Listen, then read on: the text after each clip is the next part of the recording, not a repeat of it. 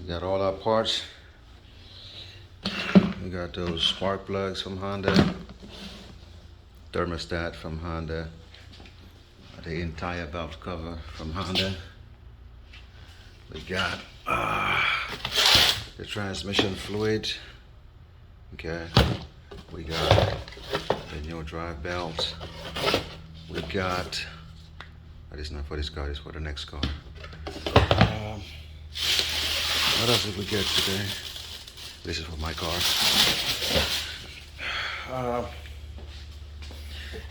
Oh yeah, the coolant from Honda. Okay. Then we got the brake fluid from Honda.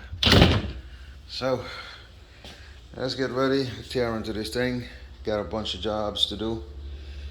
All right, let's go. All right, so we removed the wiring harness, going all the way down to the compressor. So the alternator, so it just runs along here. So this is just pushing it to the back.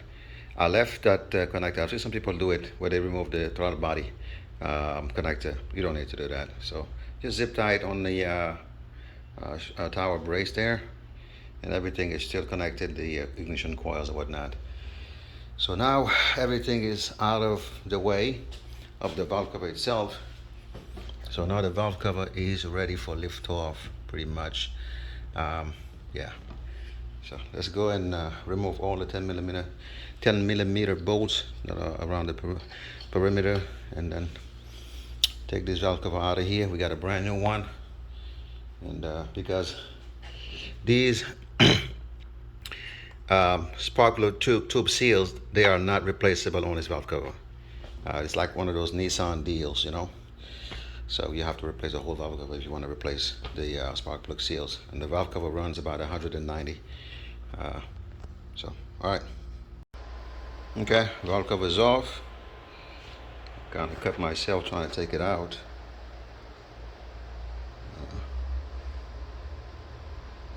Right there. Oh well.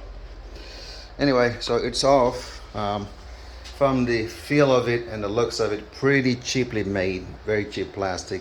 I wouldn't be surprised that, you know, it would warp because of the heat. So that would be something to think about if you're gonna do this job. I mean, you know, I wouldn't recommend doing it without actually replacing the whole valve cover. I don't think the gasket itself will do it over time, because this is very cheaply made, and you will feel it when you remove it. Really, really cheaply feeling. So if you can afford to, you know, go that route, just get yourself a brand new cover, man, and maybe earn yourself another 100,000 miles on that. That's just $200 investment there. All right, so let's continue. We're gonna clean out everything here, make sure everything looks spot on, and then go ahead and continue. All right, so I cleaned all of the surface area where the gas is going to meet. We're going to apply some gasket maker on the corners and everything else. But in the meantime, let's remove the spark plugs. Well, magnet is catching the lip of this thing. It's not all the way out yet. Maybe. Wow, okay. It was out all the way. Guess not. All right, let's check it out one more time. There you go. So this is what's in it for what? Over 130,000 miles.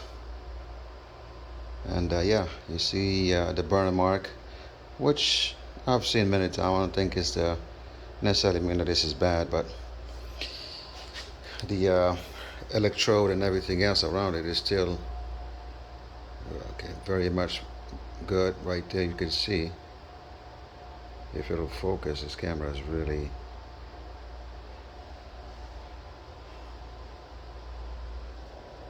not sure how to work this damn camera, but there you have it.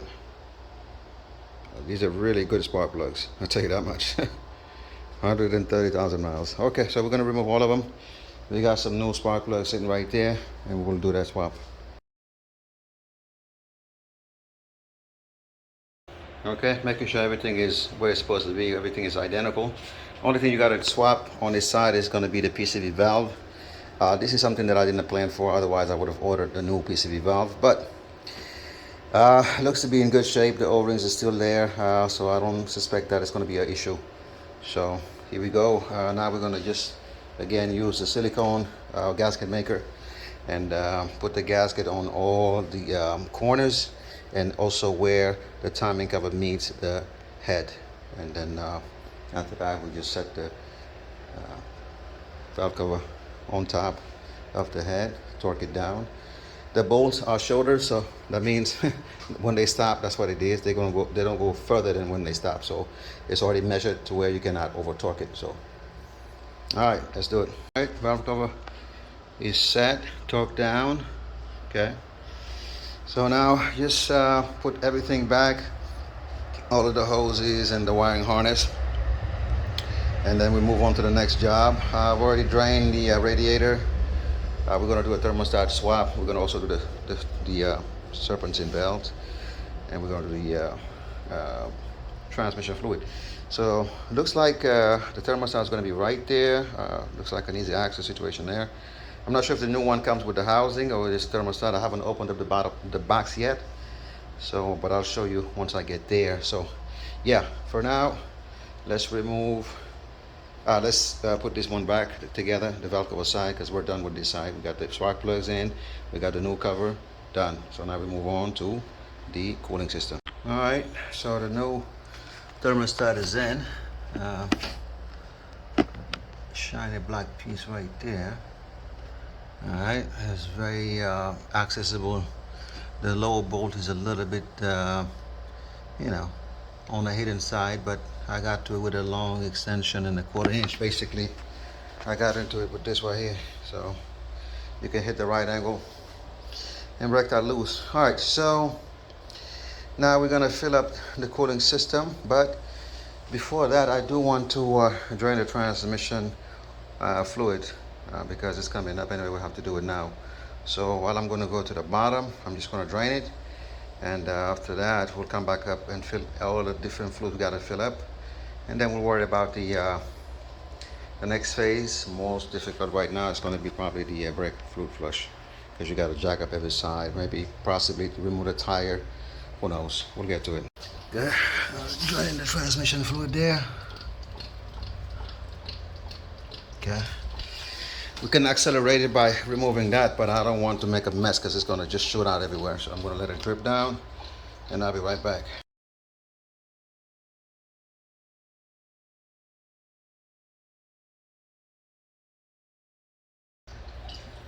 All right, so filling the system up. We already done the transmission fluid. So now we're going to fill this cooling system. And we're going to just let it bleed for some time. But I want to replace the belt before I do that, before everything gets hot here that I can't touch this anymore. So we're going to head do the belt. Looks like a 19mm sticking out there. And that's about it. Let me go get the ratcheting wrench, because that's the only thing that's going to fit in there.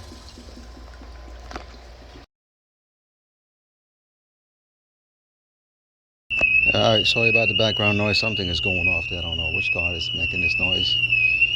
Might annoying. Anyway, so we're about to collect some of this fluid from the master cylinder. It's very black, as you can see. So we're going to collect the fluid with this, basically this big syringe. First use, brand new. Alright, after that we're going to put it in here, and then we're going to add some brand new fluid, and we're going to bleed all 4 wheels. Alright, time to bleed the brakes. We're going to start with the right rear wheel, and as you can see, we're just making sure the line, the fluid comes from the line, is clear. Alright, all 4 wheels are bled. Now look at the liquid, how clear it is. Nice and clean. That's right. On to the next Honda. This one is a Pilot, and we're going to do the same thing, but this one also we have the power steering fluid to do it. So this is going to be extremely dirty brake fluid, and we're going to try to make sure it's clean when we're done. And then we also have to do the spark plugs. So spark plugs, fluid flush, both power steering and brake. That's what it is. All right, let's go do it. We're gonna do the same methods. We got our little syringe. And this is gonna be our extractor. We're gonna extract all of the dirty fluid, and we're gonna fill it with some clean fluid, and we're gonna go to each and every tire and make sure it's all bled up. All right. The issue we have, we're not getting any fluid on the rear right passenger tire at the caliper, and I just unhooked the line here from the master cylinder. As you can see, it's dry. There is no drippage or nothing like that, you know. So right there, the line is unhooked. As you can see, fluid should be dripping out of there. As you can see, there's nothing. So it is clogged from inside of the master cylinder. The seals must be completely shot, and the seals kind of, you know, crumbled, and maybe one piece found its way around that port and clogged it up. So what I'm gonna do now, I'm gonna try to clean out the line. I'm gonna blow some compressed air right here in the line just to make sure the line is completely clean. And we're gonna have to get a master cylinder. Third job of the day, alternator on the 2009 Mercedes C300. So here we go. That's the old one. Plenty of videos how to get to this one. It's not the biggest deal. All right, she's out. We got the new one. I think it's a Bosch unit, a reman from China. All right, so it comes out from the top. I was gonna go trying to remove the sway bar, but you have enough room. You gotta just mess with this one. Hopefully yours is not brittle or, you know, anything critical where it will cause you more problems. But it comes, you just kind of fiddle with it, you know, turn it around and between the fan and everything. So yeah, so let's go ahead and put this new one in, and I'll update you. All right, so this belt is dancing around. It's missing one groove at some point, so it kind of chipped off a little bit. So